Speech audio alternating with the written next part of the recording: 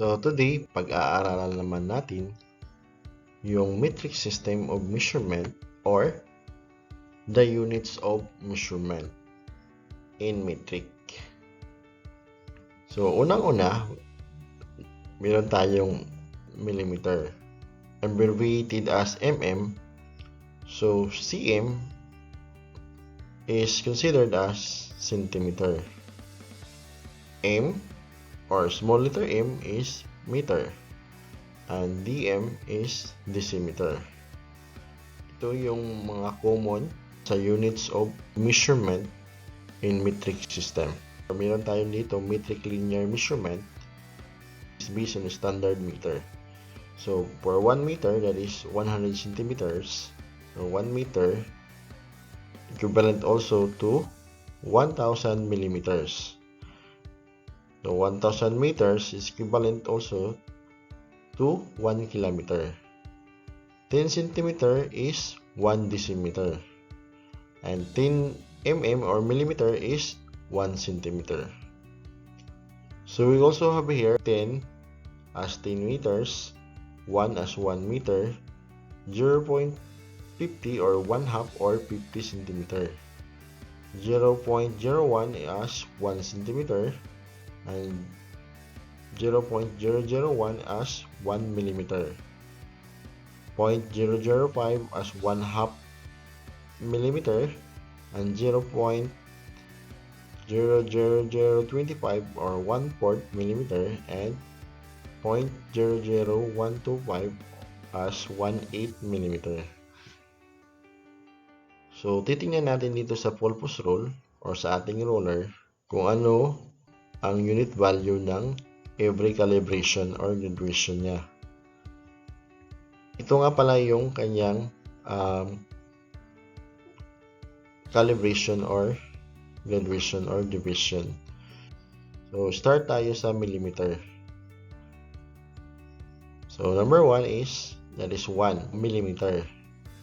2, 3, 4, 5, 6, 7, 8, 9, 10. So that is 10 mm or 10 millimeter.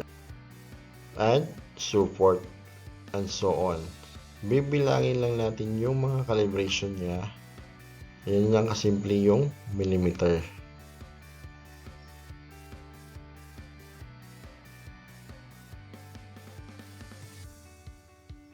So dito naman sa centimeter.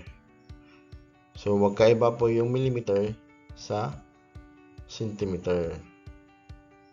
So that is 0.1. Kung babasahin natin yan sa centimeter, 0.1, 0.2, 0.3, 0.4, 0.5, 6, 7, 8, 9, at that is 0.01 or 1 centimeter. So, ganun din sa susunod na calibration, susunod na unit value niya is 1.1, 1.2. Kung sobra na tayo sa 1 cm, so you have to copy the unit value na 1 cm to every calibration.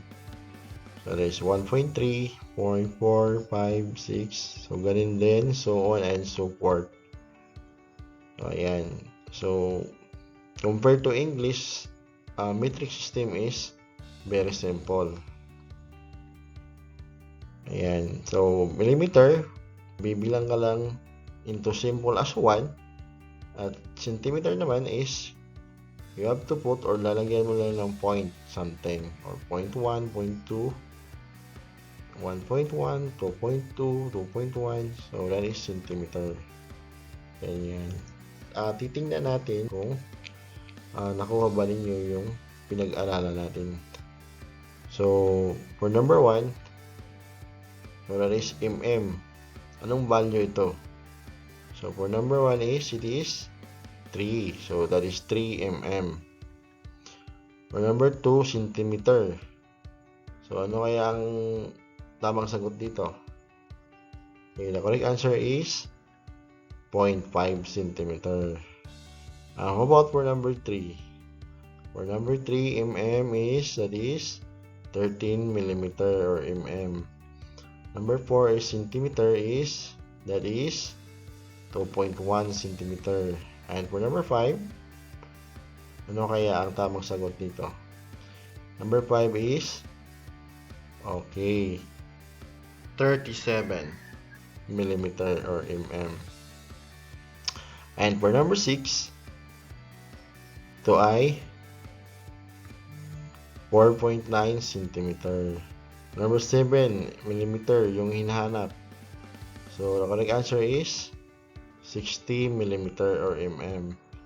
And for number 8, centimeter that is 7.6 centimeter. And for number 9, mm, that is 83 millimeter. And for number 10, last number, centimeter, that is 8.7 centimeter. Ganun lang po kasimple yung metric system in terms of millimeter and centimeter for each unit value for every calibration. So hopefully, naintindihan po ninyo ang lahat ng pinag-aralan natin ngayon. Maraming salamat.